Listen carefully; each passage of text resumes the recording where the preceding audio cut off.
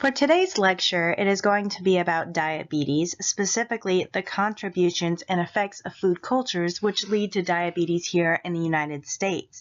My name is Lisa Bowles, and for this topic, I hope you understand the concepts of diabetes as well as how food culture contributes to them.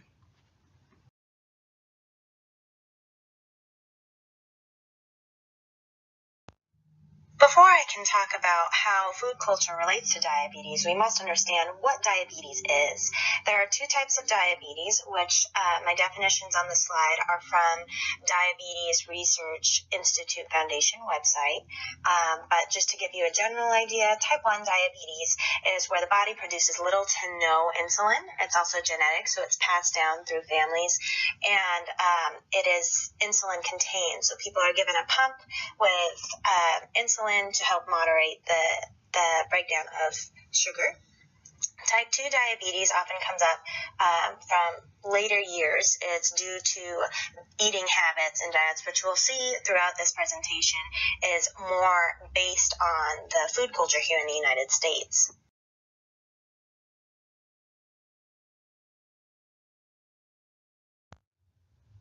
Now knowing a general idea or concept of what diabetes is, how can we relate this to food culture here in the United States? Diabetes has two relationships connected to food culture. This would be social environmental and physical environmental. The reason why it's these two types of relationship is social is presented with the concept that food is related to different social groups in which we feel pressure to eat certain types of food. Here in the United States, we have this fast food culture, which everyone expects you to eat somewhat of, like if you're too busy or you just want to go out with friends. It's a social concept to go out and eat. The physical relationship of food culture here is the body itself, as well as where the food is produced to be brought into the body. This is really important because diabetes resides in the body, which is the physical environment. We also know the food culture here in the United States contains a lot of high sugar content and fats, which is one of the leading contributors to the problem of type 2 diabetes here in the United States.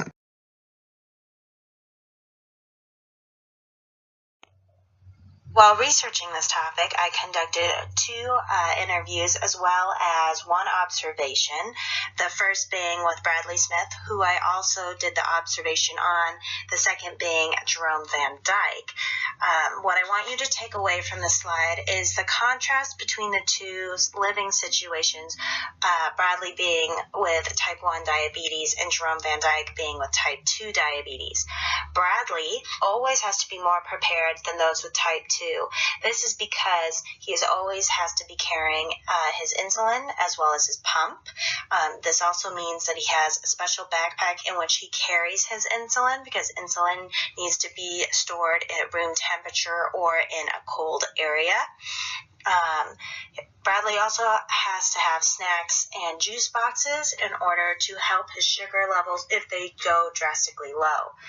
Jerome, on the other hand, just has to be aware of what he is eating and constantly keep in mind the possible sugar amounts in the food that he eats. So diet, exercise, and some help from oral medication really helps him stay in control of his sugar levels. So what questions did this answer? My first question for this topic is how diabetes is related to food culture, which we learned through social environment and physical environment. My second question was what types of diabetes are straightly linked to food culture, which of course we learned through type 2 diabetes. Lastly, what type of food or food culture contributes to diabetes, which is a food that contains high amounts of sugars and fast food culture.